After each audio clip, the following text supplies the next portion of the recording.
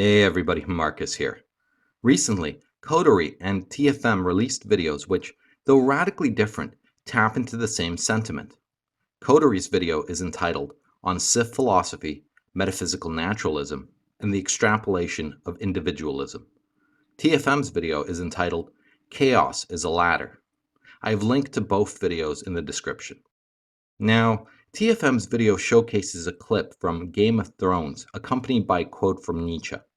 When I read the quote and saw the association that TFM was making to the speech by Littlefinger, it suggested to me an implication that TFM's interpretation of the Nietzsche quote corresponded appropriately to what Littlefinger was talking about. The quote from Nietzsche that TFM used was as follows: "What is good? All that enhances the feeling of power, the will to power, and the power itself in man. What is bad? All that proceeds from weakness. What is happiness? The feeling that power is increasing, that resistance has been overcome. Not contentment, but more power. Not peace at any price, but war. Not virtue, but competence. The first principle of our humanism. The weak and the failure shall perish. They ought even to be helped to perish." I was not overly surprised that this interpretation of Nietzsche was what TFM had in mind. An interpretation of the strong crushing the weak, an interpretation of power in the common sense, and the will to power interpreted as little more than a synonym for a similar expression, a lust for power. An interpretation that would fit well with the notion that some men lust for money, while others want power over money. Yet this interpretation is a half-truth. What Littlefinger is describing is not will to power. It is merely one manifestation of will to power. What Varus is talking about is another manifestation of will to power. Nietzsche was a curious philosopher. On the one hand, he is very easy to read because he writes aphoristically. You can read one of his aphorisms and conclude that the interpretation is straightforward. On the other hand, Nietzsche is one of the most difficult philosophers to read, as he is not at all systematic. In his work entitled Ecce Homo, Nietzsche states explicitly that his writings have been littered with interpretive traps. Nietzsche intentionally wanted to lead astray those who he considered lazy readers, those who did not want to invest a considerable effort to understand his philosophy. He wanted to lead them astray because he looked at the lazy reader as weak, and therefore, like in the quote TFM put up on screen, he wanted to help them fail. The last sentence of the quote, "They ought even to be helped to perish," is what Nietzsche is doing by laying these interpretive traps. However, this is not to fault TFM, but to point out that even philosophers you seemingly agree with can also play their own games with you. Now, I've spent 6 years or so studying Nietzsche's work. I've read all 12 of his published works, in addition to the posthumously published publication of his notes under the title The Will to Power. I have read many scholarly articles on interpreting Nietzsche, as well as countless hours spent discussing Nietzsche's philosophy with other philosophers.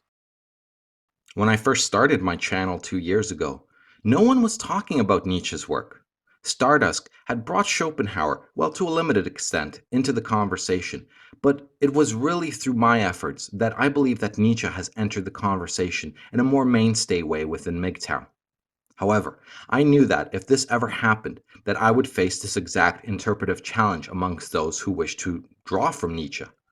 I think that Nietzsche's philosophy has a lot to offer the MGTOW community.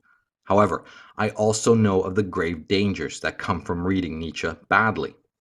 The university I was studying philosophy at, namely the 1 year I did of philosophy before concluding I was far ahead of an undergraduate program, did not teach Nietzsche until the 3rd year in the earliest.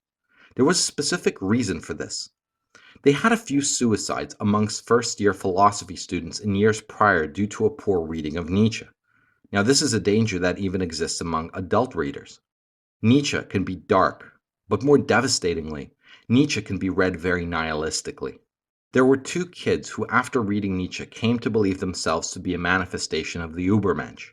From this misinterpretation of what the Ubermensch is, they went on to kill someone to exercise their power. The other dangers of reading Nietzsche are even more sinister. Postmodernism is heavily influenced by a certain interpretation of Nietzsche. Derrida, Lycan, and all the postmodernist feminist writers are based off of what Nietzsche wrote. Indeed, reading Nietzsche casually can be like playing with fire. Nietzsche is not your friend until you get to know him very well.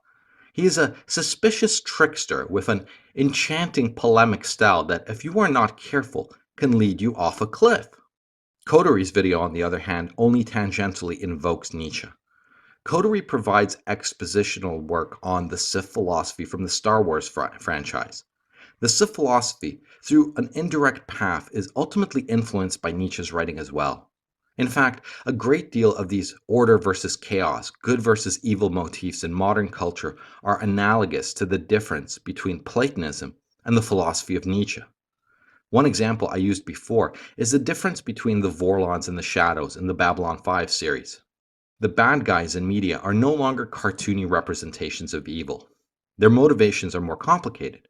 Their motivations are more relatable because they seem to tap into our own secret and darker motivations to a degree where we find ourselves cheering for the supposed bad guy. What I hope to do in this video, and further videos I'll probably do on the philosophy of Nietzsche, is try to give to the community a lantern which can be used to spot the traps Nietzsche has set. The trap we will be looking at in this video is that of the will to power. So, let's get started.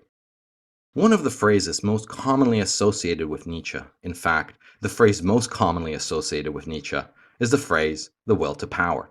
This phrase is in fact a piece of jargon, a philosopher's coinage, and on examination means a lot less than has been attributed to it. Nietzsche scholars do not usually focus their writings on the will to power.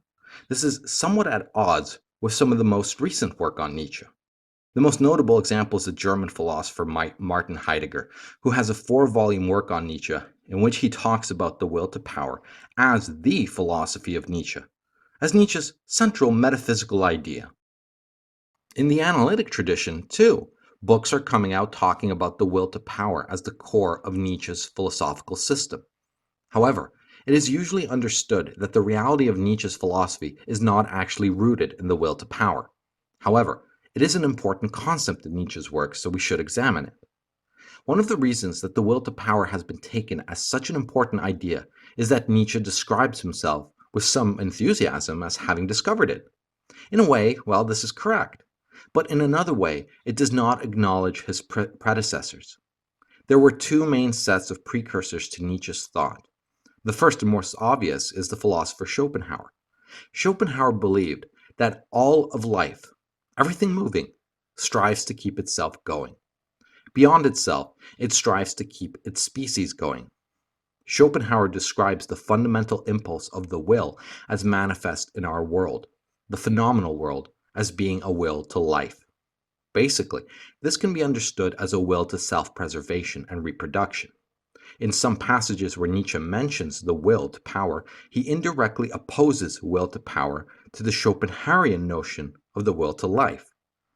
One of Nietzsche's claims is that it is very obvious, if you just look around in nature, that there's something that creatures desire even more than life, since they risk their lives in order to acquire it.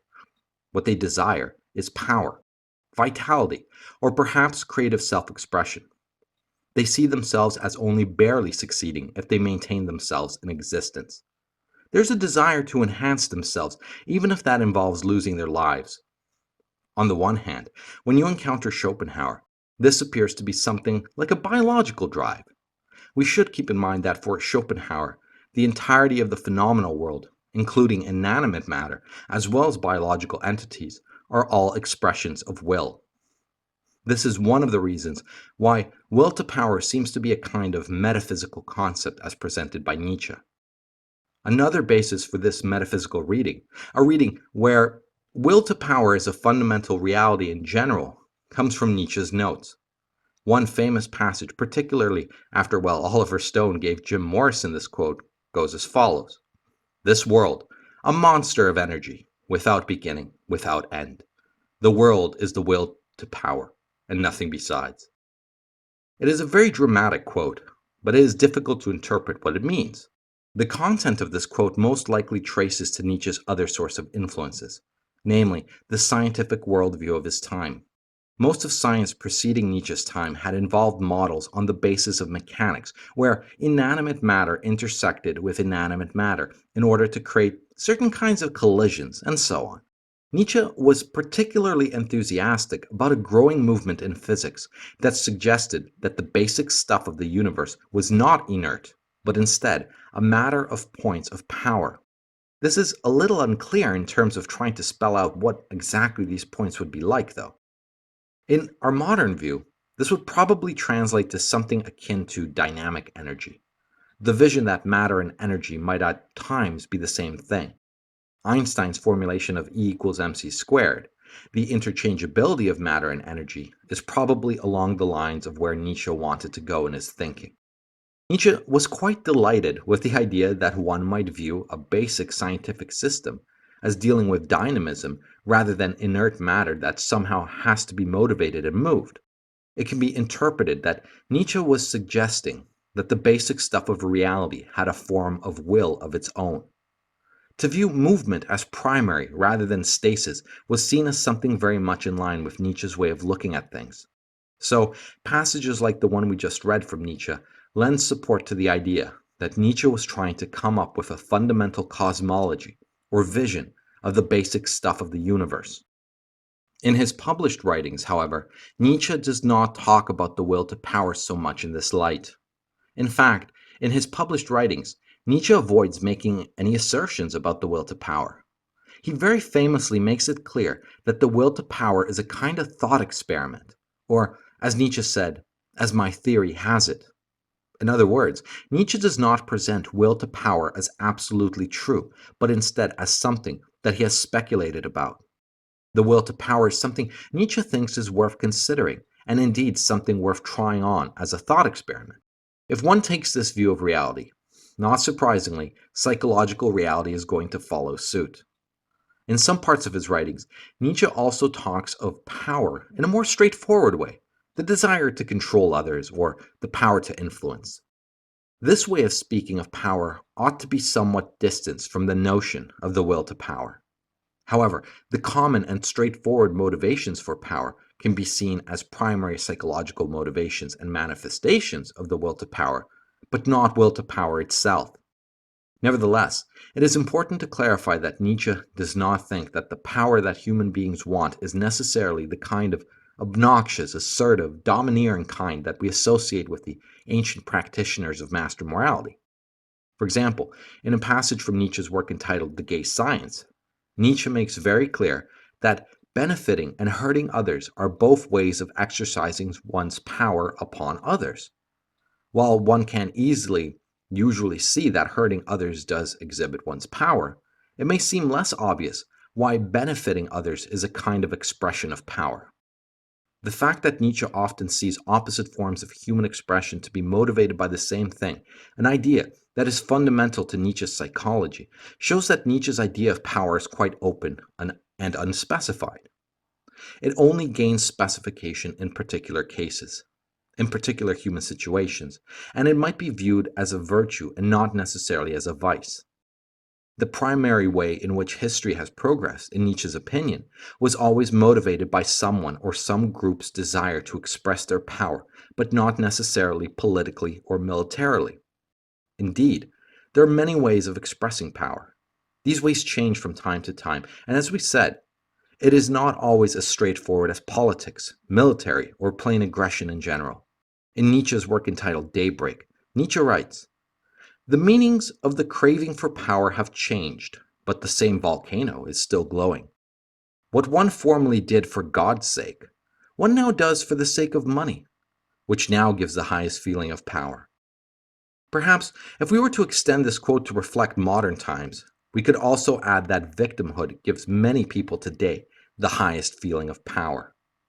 Now, it is important to notice that power is not one thing. Power takes many different forms. The metaphor of the will to power as the basic stuff of the universe can also be looked upon as taking on many different forms and manifestations.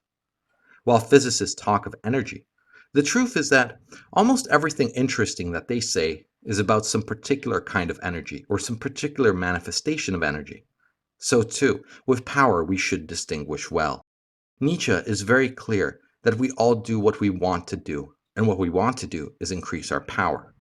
But of course, some people, the masters of master morality, are in a position to do this very easily. Also, they are in a position to do it very subtly. They can impose upon themselves all sorts of interesting restrictions and challenges, such as that, for example, you create an artwork of minimum materials. This is not an external restriction, but an internal restriction that is another way of proving one's power. Now, this is a particularly interesting point about power as it entails that various forms of asceticism can be seen as manifestations of power. The monastic monk living in poverty under a strictly dictated daily regimen is not typically what you think of when you imagine someone manifesting power. Yet indeed, he is. The monk's manifestation of power is the follow through on living a life of such an aesthetic quality. You might think to yourself that you cannot imagine how anyone would want to live a life like that. Well, firstly, you must understand that you yourself are probably incapable of living a life like that. Incapable in the sense that even if you tried with all your might, you would fail. Indeed, what it takes to be a monastic monk is probably a greater amount of power than what it takes to become a CEO of a company. At the same time, people who are not in a position of doing what they want, people who are not in a position to straightforwardly exercise their power, are capable of doing almost anything. Nietzsche says, once you distinguish well, whoever still wants to gain the consciousness of power will use any means. He, however, has it becomes very choosy and noble in his tastes. There's a sense in which the phrase the will to power is systematically misleading. What Nietzsche means when speaking of the will to power is neither will nor power, nor does he mean the, nor does he mean to. Now let me explain. The notion of the will comes more or less from Schopenhauer. Schopenhauer, on the other hand, takes it directly from Immanuel Kant. Now, there's a huge difference between Schopenhauer and Kant. For Kant, the will is something individual. Each of us has a will. Will is basically what lies behind our actions. We choose our actions means that we will our actions. For Schopenhauer, the will is not individual. It is one will, which is the same sense inside or behind all of us. The will of the individual, for Schopenhauer, becomes something of a problem. The whole question of agency, of free will, is open for debate. Nevertheless, Nietzsche rejects both Kant's and Schopenhauer's notion of the will. Nietzsche maintains, with Kant, that what we are talking about is the individual. But to talk about a human possessing a will is a fiction.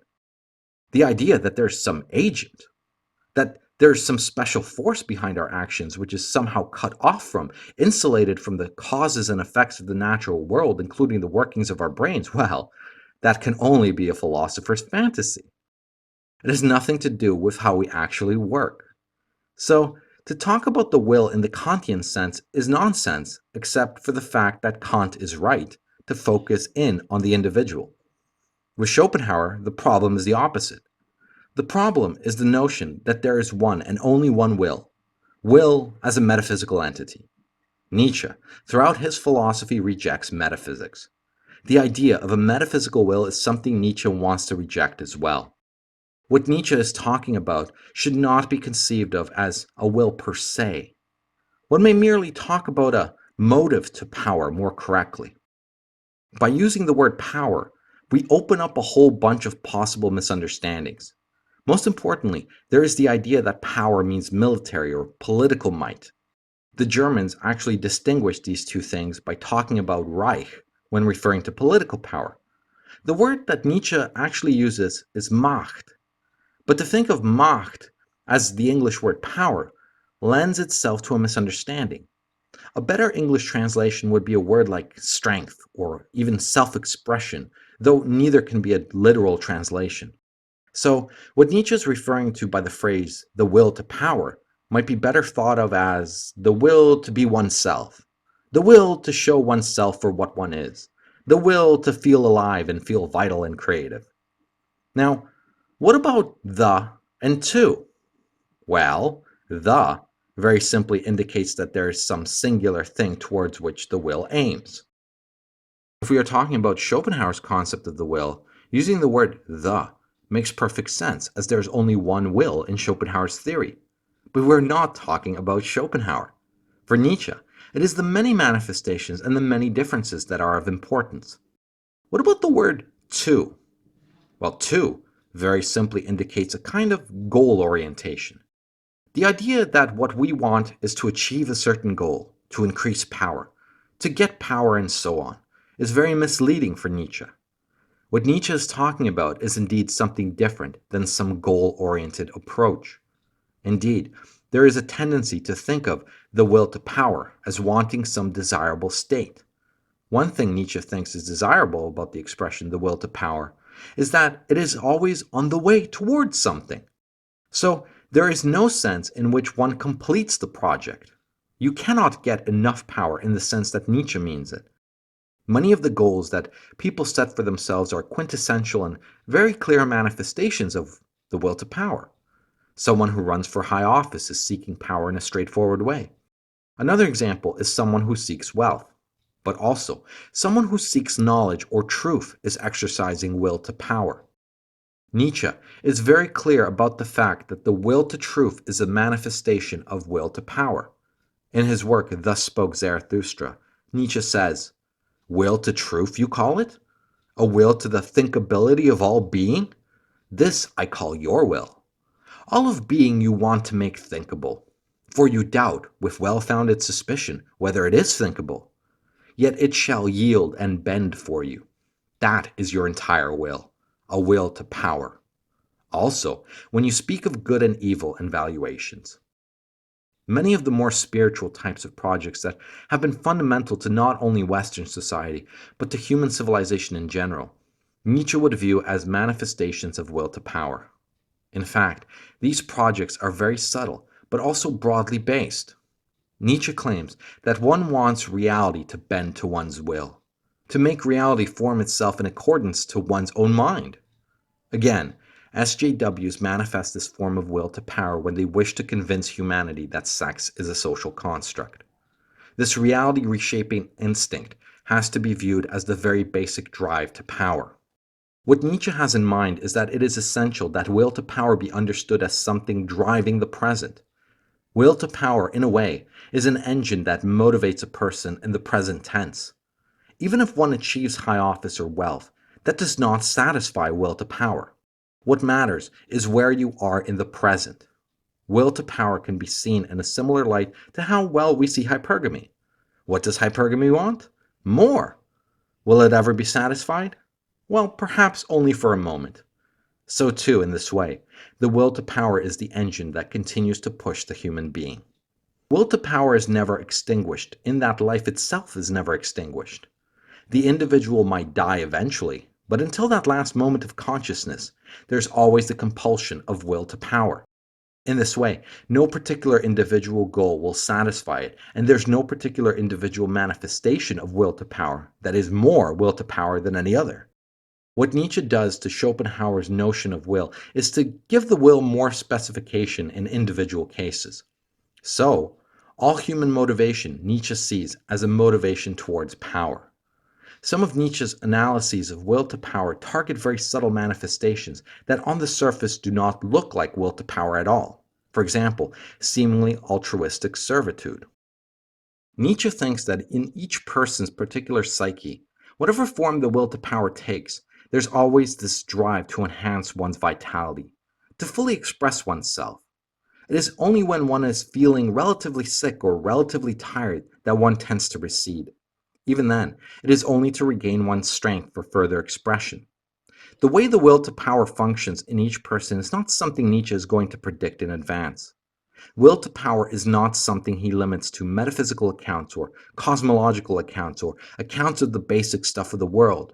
Indeed, Nietzsche would say that every single goal of anything in reality, whether human, animal, or inanimate object, is a manifestation of will to power. The particular goal is something that will to power finds before itself at any given point. When that goal is met, another one takes its place. One of the more popular seminars for business people are seminars about goal setting. From a Nietzschean perspective, it is worthwhile to reflect on what these seminars are all about. Setting goals. Well, what is that? Well, you say something like, here's where I want to be in a certain amount of time. Here's how I would like to get there. Here's the most efficient method to accomplish that. Most students leaving high school are pressured by their parents to answer the following question: what are you going to do with the rest of your life? Now, this is a very different question than the childhood version of, what do you want to be when you grow up?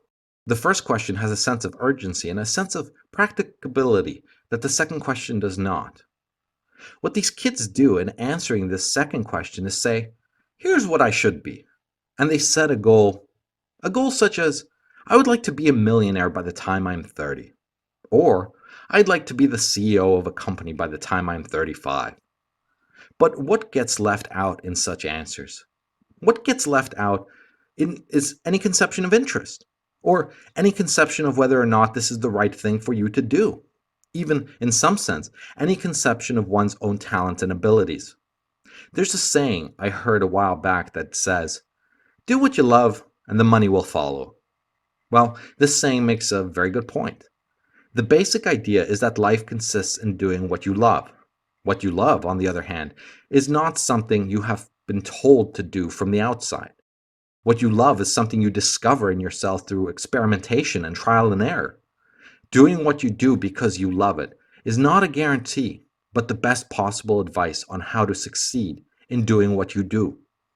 The problem with goal setting and the problem of thinking of the will to power as a kind of outcome is that you will most likely fail. In corporate life, the companies that set certain financial goals and focus on that outcome are most likely to fail to reach it. It is those companies that focus on what they do and do that well that tend to succeed. Aristotle argued that if a person says, I want to be happy, he is saying something self-defeating. Of course you want to be happy, but how do you do it? Well, by being the most excellent person you can be given your own strengths and weaknesses. Now, what Nietzsche is saying about will to power can be put in the following way. Life is a process. Life is ongoing. And life consists of the passions with which we throw ourselves into that which we are doing. Earlier we spoke of the energy metaphor which Nietzsche borrowed from physics. There's a personal manifestation of this metaphor. The idea is of one's life as energetic. Contrast this with a very traditional philosophical notion that one finds in both the East and the West. This notion has to do with the ultimate ends to which philosophy strives, as well as the ultimate ends to which life strives. The notion I speak of can be described as tranquility or peace of mind. In some cases, it can be called a kind of apathy, a kind of freedom from the perturbances of emotions. Well, we can clearly see that Nietzsche would find all such views leading towards what Nietzsche calls the last man. The last man is someone who is basically dead to the world. Now, this last man might in some banal sense be happy, free from physical pain, but this last man has really nothing to offer to himself or anyone else. The image that Nietzsche wants to project is that life is exciting. Life is taking risks. Life is essentially dangerous. When we think about life, we should think in terms of how to maximize our energy and our vitality.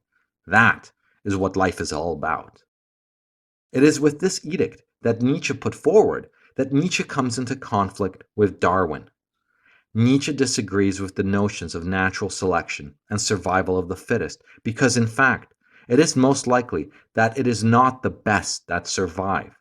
In fact, in most cases, it is the most banal, common, mediocre, numerous that survive. This cannot be more obvious than when we look around and see what type of people breed the most. However, there is a different spin we can put on this argument. What Darwin talks about is the survival of the fittest. And as we said earlier, it is not survival that counts. If you look at nature in general, but more specifically human beings, what human beings do is not about survival. In fact, if someone were to tell us that their main goal in life is to live to be 100, we would think that there's something wrong with this person. Survival alone is not the kind of goal that people should have. What you want is to be a great this or a great that. If long life comes with it, so much the better. The idea of thinking of life not as survival but rather as self expression, the exercise of excellence, arete, virtue, well, that is a very different matter. In one of his most brutal comments, Nietzsche quite clearly goes up against Darwin. This quote comes from Nietzsche's work entitled Beyond Good and Evil. Nietzsche says, "Here, we must be aware of superficiality and get to the bottom of the matter, resisting all sentimental weakness. Life itself is essentially appropriation, injury, overpowering of what is alien and weaker, suppression, hardness, imposition of one's own forms, incorporation, and at least at its mildest, exploitation. But why should one always use words onto which a slanderous intent has been imprinted for ages?" Now, this is a particularly brutal quote, even for Nietzsche. However, the idea is clear enough. Life is cruel, and that is the way it is. The way we see a lion rip apart a gazelle on a nature show is the way life is, and that is the way we are. This should not be understood that we as humans cannot sublimate and civilize ourselves, but if we are talking about basic motivations, if we are talking about what is deep inside of us, what drives us, then we cannot ignore that we are a part of that animal kingdom. In fact, with our elevated intelligence as human beings, with what we all have come to call reason, this situation only becomes more complicated and, in a way, crueler, or more subtle and cruel. The truth is that the will to power is not just a matter of trying to keep alive, trying to survive, but instead it is trying to excel. In a competitive world, this means that trying to make the best of what one is will always come at the expense of other people. Now, this deep psychological notion, this notion of the will to power, or more accurately, making oneself everything that one can be, is what Nietzsche uses as a counter to philosophical ideas like John Stuart Mill's utilitarianism. Utilitarianism being the notion that what human beings really strive for is pleasure and the avoidance of pain. In a way, the utilitarian formulation simply ignores our relationships with other people, but more importantly, it ignores the relationship to ourselves. One can be full of pleasure and be completely vacuous. Just think of someone high on drugs. On the other hand, one can be in pain or be experiencing a great deal of suffering, but at the same time living life to its fullest. Nietzsche's venerable example of this is the starving artist. This sort of starving artist usually subjects themselves to a lifetime of struggle and dissatisfaction, yet would not trade what they do for a life of comfort and ease.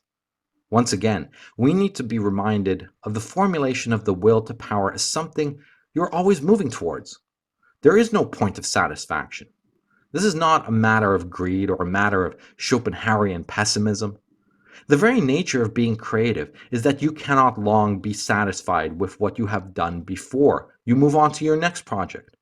As Goethe put it, "From desire, I rush to satisfaction. From satisfaction, I leap to desire." The truth is that we are desiring creatures. To think of life in terms of complacency or contentment, to think of life in terms of tranquility or peace of mind is really to deny the kind of creatures we are. So, if we speak of master morality and the sort of things that Nietzsche advocates, it is not just a matter of being in control. Rather, it is a matter of self expression. The word aristocracy can be mentioned here. This word does not mean rule by the elite. It means, literally, rule by the best. The important thing is to make yourself the best. If we consider the features of will to power that we have been discussing, then Nietzsche's conception of the Ubermensch makes a lot more sense. The Ubermensch should not be viewed as an evolutionary goal in a biological sense per se, though biological evolution would eventually be involved. Nietzsche does talk about the Ubermensch as something humanity can aspire to, though humanity might not be able to live up to. The Ubermensch is an ideal, a this-worldly ideal. Sort of like a role model, but not of the decadent, banal, and mediocre type that most celebrities represent today. This is an ideal of continual creativity and self-expression, more akin to Arnold Schwarzenegger, who succeeded in so many disparate areas of life. The Ubermensch is an ideal we can look to in our own lives, even though we cannot completely embody it. What Nietzsche is trying to do with the Ubermensch is to set a target for humanity, a target that steers human evolution on and upward, an ascent of man as opposed to the Darwinian notion of the descent of man. Understood another way, the Ubermensch is a eugenic goal for the species that does not involve directly interfering with human choice. Now, Jesus Christ is used as a sort of role model for the Christians. If enough people behaved Christ-like, future generations, in theory, would be better suited to embody those Christ-like qualities, and so on. The Ubermensch is itself a product of the will to power. So, I hope this video gives you a clearer idea of how to interpret Nietzsche's idea of the will to power. But for now, thanks for listening. Go team.